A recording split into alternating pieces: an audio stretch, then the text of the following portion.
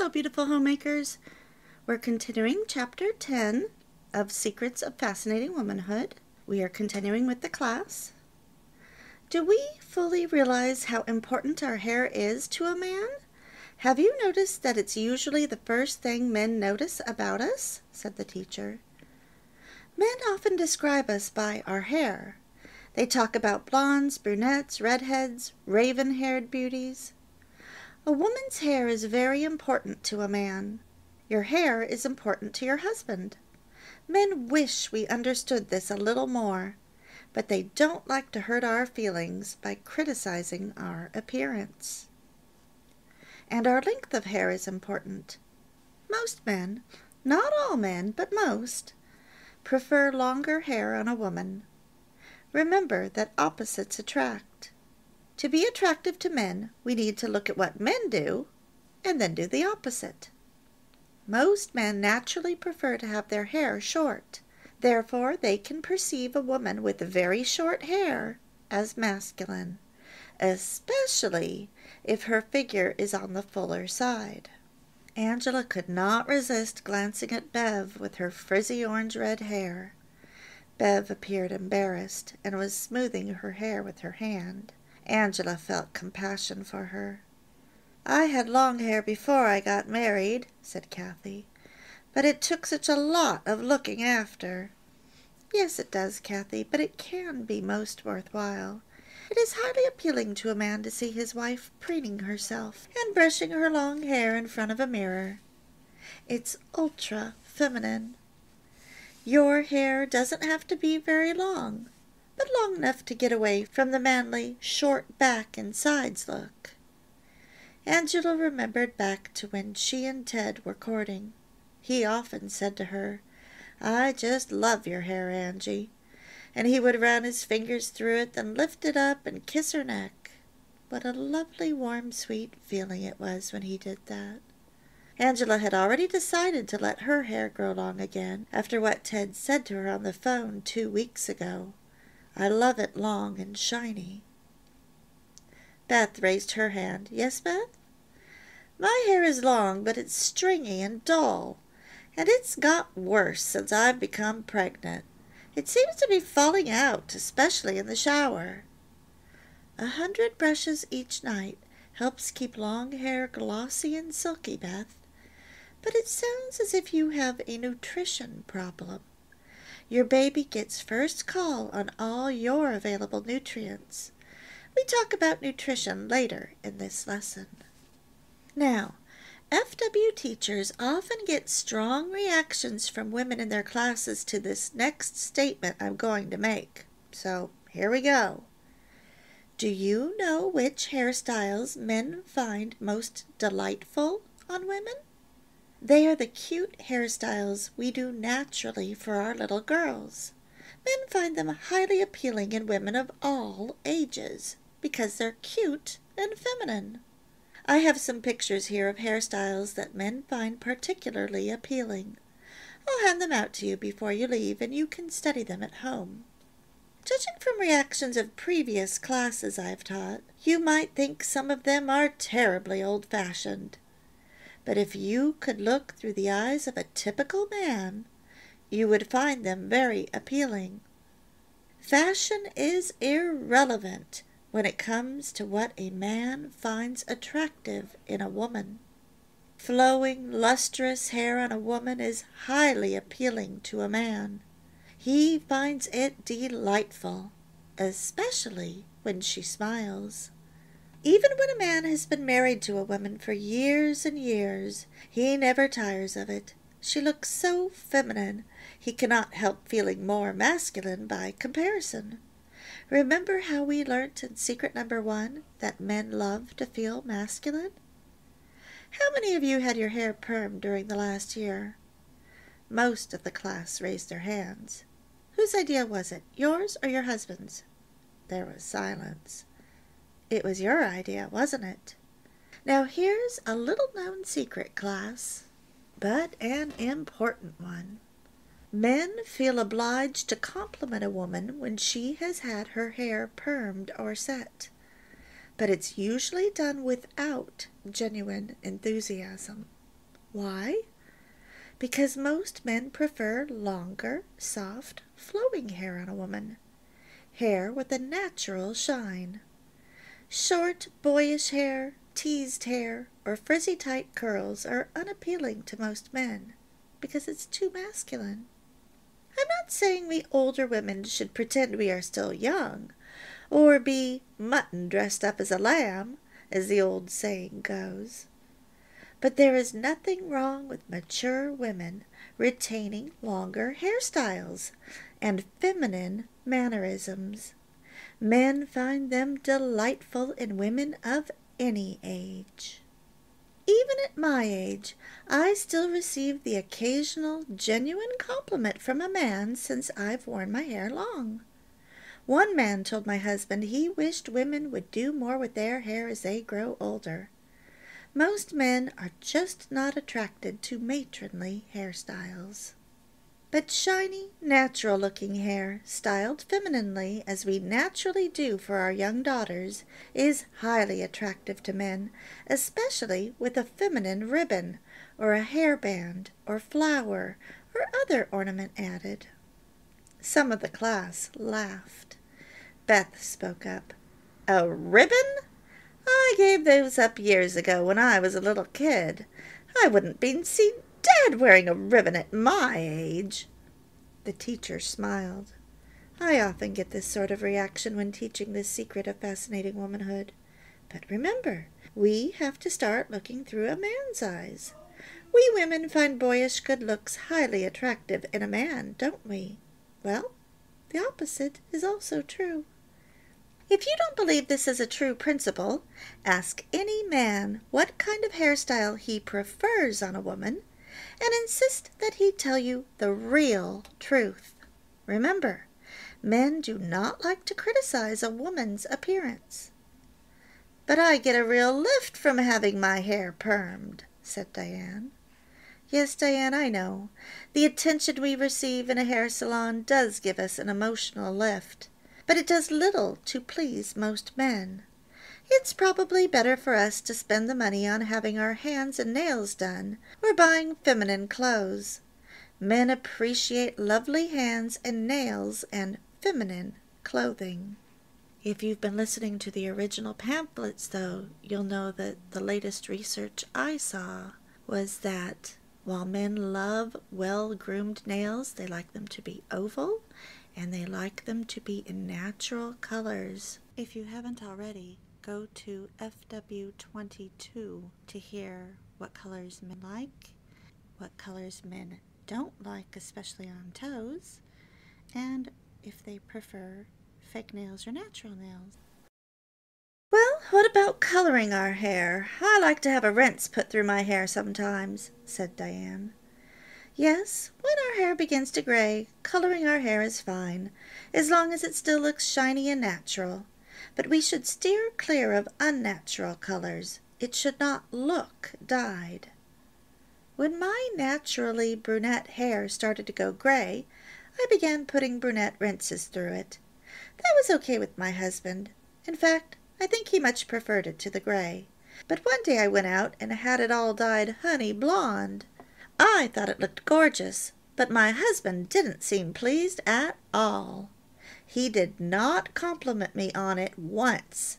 In fact, he said nothing. I got the silent treatment.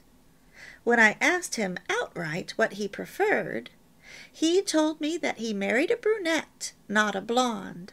So I went back to a brunette for a few more years. I color my hair silver gray now, as I'm nearly totally gray. Perhaps I'm not entirely practicing what I'm preaching here, as silver gray is not really natural, but my husband has told me that he likes it, and that is the important thing. But coloring our hair when we are young hardly ever improves our appearance in the eyes of a man. A bottle blonde can be striking to a man at a physical level, but he typically regards such a woman as artificial and cheap, or a girl about town. He is not attracted at the level that will develop into true love and marriage. Natural hair has numerous highlight colors, but dyed hair is usually all one shade and can therefore look unnatural and unattractive to a man's eyes. Some unnatural shades are even regarded as cheap and degrading. My husband once confided in me that back in his single days, young men used to refer to the unnatural dark red shade that was popular with many girls back then as SLUT red. So natural is best, but partly graying hair in a woman is generally not very attractive to our husbands or any man. Now, before we go any further with this secret class, I want to stress the need to keep a correct sense of proportion with these FW secrets. This secret number 7, which is all about making the most of your appearance, is important and will enhance our attractiveness and the relationship with our husband. But this secret and the ones that follow are not as important as the first 5 secrets of fascinating womanhood. Most harlots probably keep secret number 7 to perfection, and they can attract men strongly on a lustful or physical level, but they can never win a man's love. Why? Because for a woman to win the genuine love of a man, her physical attractiveness must be combined with goodness and inner serenity, as we learned in secret number 5. And equally important, she needs to meet his innermost needs, the needs we learned in secrets number 1, 2, 3, and 4. A plain woman who makes the most of herself and lives the first 5 secrets will win the love of a man every time, while the ravishing beauty who lacks inner goodness and understanding of a man's deeper needs will miss out every time. Many women won't have any problem looking at themselves and saying, where do I need to update my looks? But sometimes women pride themselves on never having worn makeup, never having done anything with their hair, and they just say, well, this is how God made me. Meanwhile, their husbands are aging and getting gray, but they look fine. They look handsome. That usually isn't true for women. We need moisturizer, maybe a little bit of blush, a tiny bit of lipstick, maybe a little bit of eyeliner, and we shouldn't have long stringy hair that isn't shiny. I know several women who have always been tomboys their entire lives, and now they're in their 50s and 60s, and they really need to go to a woman they admire and say, help me, what should I do? I've never dealt with this before. Many women are so happy to help you. They'll take it as an honor. So don't be shy. Just ask for help.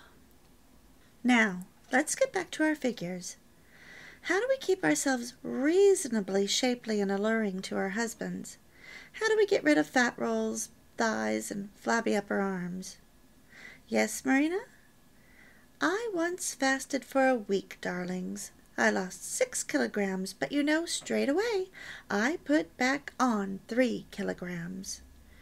Yes, fasting can work well, Marina, but most of our initial weight loss is water. Who's tried dieting? Don't talk to me about dieting, said Bev. Look at me. I get bigger after every diet. So do I, said Helena.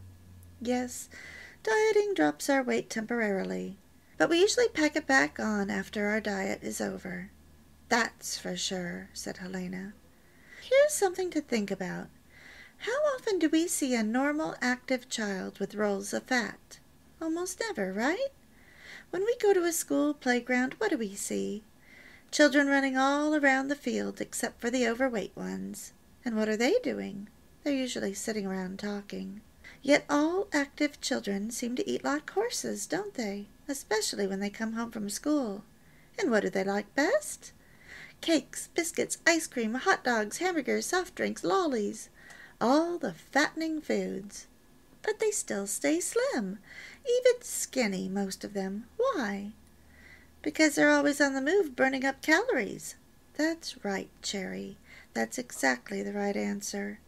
In other words, they're exercising. She turned to the board and wrote in big letters, "Exercise." Some of the class groaned. "I knew it wasn't my night," said Bev. The teacher smiled. "Believe me, class, if we want to be physically attractive to our husbands all our lives, exercise is a must. I love to exercise because it makes me feel as young and fit as I did in my teens." Then, to Angela's surprise, the teacher ran on the spot about 30 times and then bent and touched her toes 5 times.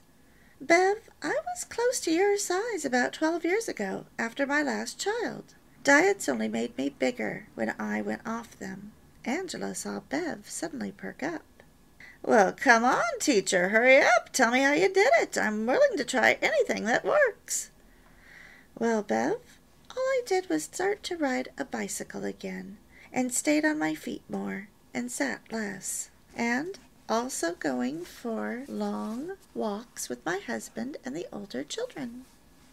Gradually, over a few months, my weight just melted off. I still ate about the same amount of food, but only a light meal at night, and I was never hungry all the time like when I was dieting. My husband, daughter, and I still have only a light meal at nights. None of us have a weight problem at present, and we seem to sleep better than when we had a large meal at night. Nowadays, for exercise, my husband and I mostly run and walk. He's a doctor and has made a study of weight loss. It appears that once we get up to a certain level of exercise, our body will normally maintain its ideal weight. That's as long as we don't overeat at night, and we stay away from sweet drinks. Sweet drinks are one of the worst foods of all for putting on weight. That includes diet drinks. The artificial sweeteners in them can damage our appetite control. If you want to try intermittent fasting, I suggest that you read the book Fast, Feast, Repeat. And please read the book before you try to start intermittent fasting. When you first start, just try to go 12 hours without eating. You actually think you're going to starve, but then when you realize you won't, it just gets easier and easier to move up the hours. Most people can easily do 8 hours of eating, 16 hours of fasting. So, class, exercise is really the only answer. Too much sitting is the main cause of our weight gain. Even just moving around doing light housework on our feet uses 3 times as many calories as sitting down. 180 calories an hour compared to 60 calories while we're sitting down or lying in bed. Think about that for a moment, class. It's a very, very significant fact. We burn 3 times the calories just moving around on our feet compared to sitting. That's the key to slimness. That's why active children stay slim. Brisk walking, hiking, or cycling uses even more calories, 250 an hour. Steady running uses 700. Fast running uses an enormous 1,100 calories an hour. These figures are all for women. Men burn more with their bigger muscles. 1 kilogram of fat, which is 2.2 pounds, contains about 9,000 calories. So you can see, it's just plain arithmetic. Burn off 9,000 calories and we've lost 1 kilogram of fat. That's 1,300 calories a day over a week. That's why long-distance runners are so skinny. And another big benefit from exercise is that we work off our stresses. Things don't seem to worry us so much and we sleep better. "She's right," said Cherry enthusiastically. "I started doing aerobics 9 months ago at the women's gym. I was about Helena's size then." "Sorry, Helena," said Cherry, grinning at her. "And look at me now, though I'm big boned." She stood up and wiggled her shapely hips. And teacher is right about stress. I used to get wound up and resentful toward my husband. Not anymore. Now I just float around like a butterfly. Yes, Cherry is a good example to us, said the teacher. Aerobics, running, or for the larger-breasted woman, brisk walking, hiking, and cycling are all excellent exercises for staying slim, working off tensions and worry. You can also use equipment at home like exercycles, steppers, rowing machines, and walkers while you read or watch TV. And music always seems to make the time pass more quickly. And there are women's gyms, as Cherry mentioned. They're popular nowadays. My husband Milton and I try to go for a run in the park 3 mornings a week. We walk there or drive there, and I still ride my bike on quiet streets. I enjoy it, but not in heavy traffic. Sometimes I go for bike rides to parks with my grandchildren. We mustn't let exercise become boring, so it's good to do it with others where possible. If you decide to take up running, which is the fastest way to burn off fat, use proper running shoes and run on smooth, flat surfaces where possible. Oh, it's a lovely feeling to run and feel the wind streaming past your face. I feel like a young girl again, and it seems to tighten up my tummy. But running is not for every woman. I would agree with that. I don't know any women who have continued to run because they always end up getting hurt. Their ankles, their knees especially. And when you're running near cars, you're breathing in all that exhaust. Running definitely is not for me. We will end the video here and continue the class in the next video.